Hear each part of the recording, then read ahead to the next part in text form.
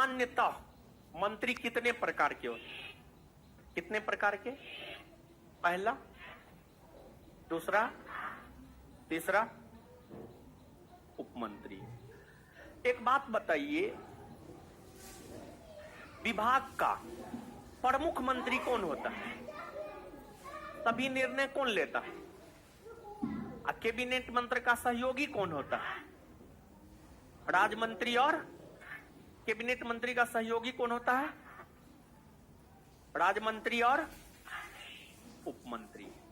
अच्छा, एक बात बताइए, अगर किसी विभाग का कोई कैबिनेट मंत्री नहीं होता है और प्रधानमंत्री उस विभाग का कोई राज्य मंत्री बना देता है, तो वह मंत्री क्या कहलाएगा?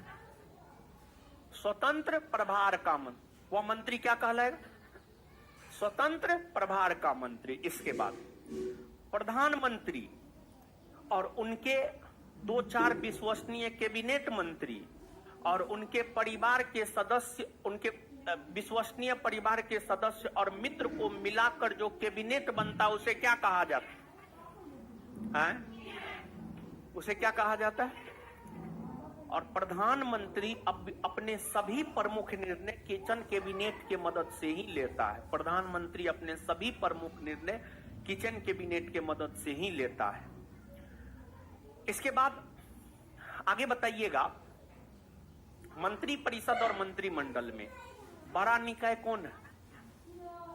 मंत्री। अच्छा, मंत्री परिषद बड़ा निकाय क्यों है? क्योंकि इसमें कैबिनेट मंत्री, राज्य मंत्री, उपमंत्री सब शामिल होते हैं, इसी वजह से यह बड़ा निकाय है। मंत्री परिषद बड़ा निकाय क्यों है? क्योंकि इसमें कैबिनेट मंत्री, राज्य मंत्री, उपमंत्री अर्थात सभी प्रकार के मंत्री शामिल होते हैं, इसी वजह से यह बड़ा निकाय। मंत्रिमंडल छोटा निकाय ना है। यह छोटा निकाय क्यों है? क्योंकि सिर्फ इसमें कैबिनेट मंत्री होते हैं। क्योंकि सिर्फ इसमें कैबिनेट मंत्री होते हैं। तो मंत्रियों का वैसा निकाय जिसमें सिर्फ कैबिनेट मंत्री होता है उसे क्या कहा जाता है? क्या कहा जाता है? बैठक मंत्री परिषद की होती है या मंत्रिमंडल की? मंत्रिमंडल की। और मंत्रिमंडल की जो बैठक होती है उसकी अध्यक्षता कौन करता है? मंत्रिमंडल की जो बैठक होती है उसकी अध्यक्षता कौन करते हैं? कौन करते हैं? प्रधानमंत्री। कौन करते हैं? मंत्रिमंडल की बैठक में निर्णय बहुमत के आधार पर लिया जाता है? नहीं। मंत्रिमंडल की बैठक में निर्णय बहुमत के आधार पर लिया जाता है? नहीं, सर्वसहमति के आधार पर। किस आधार पर?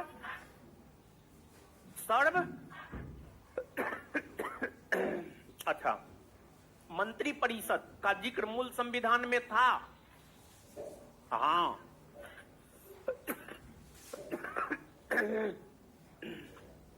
मंत्री परिषद का जिक्र मूल संविधान में था। कौन अनुच्छेद में? अनुच्छेद 74। अनुच्छेद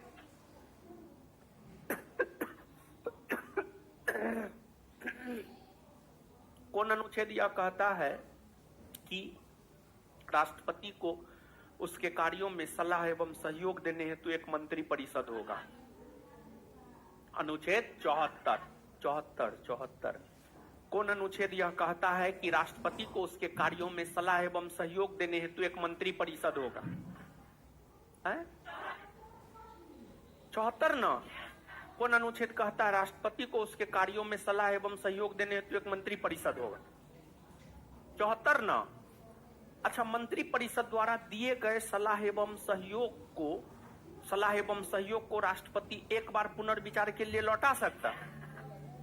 मंत्री परिषद के सलाह एवं सहयोग को राष्ट्रपति एक बार पुनर्विचार के लिए लौटा सकता है। राष्ट्रपति को यह अधिकार किस संविधान संशोधन के तहत मिला? 44वां संविधान संशोधन। कौन संविधान संशोधन? दोबारा जब आता है तो राष्ट्रपति फिर मानने के लिए बाध्य है।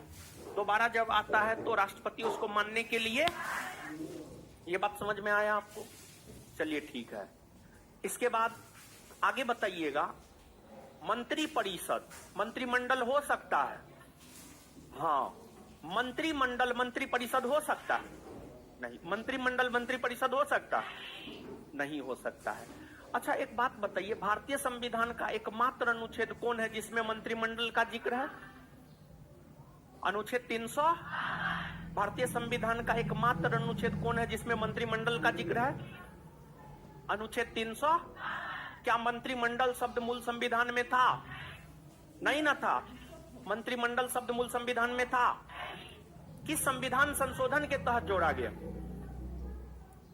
44वां संविधान संशोधन 1978 ना। चलिए ठीक है।